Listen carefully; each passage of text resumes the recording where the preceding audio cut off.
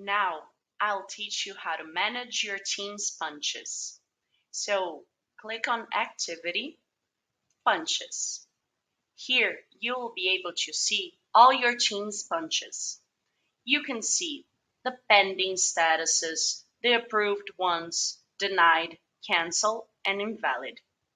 Here, you can see, for example, only the pending ones. Here, you will be able to approve the punches by one. So click on the line and see the approved or decline. You can also approve in bulk by clicking on the checkbox and then approve all. You may also unselect just one and then approve.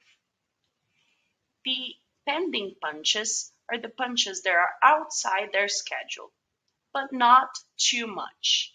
The invalid ones are the punches that are too out from their schedules.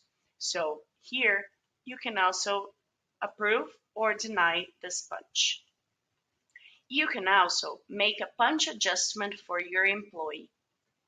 Here you can click on punch adjustment, select your employee, select the date, time, category, location, and the reason, and click confirm.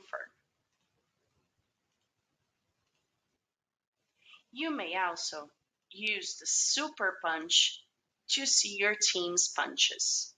Here you can enter their name, select a date, and see all their punches. Here you can see the invalid ones with the exclamation point.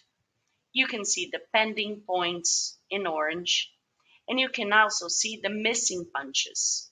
So here, if an employee has a missing punch, you can contact them and ask them to adjust their punches.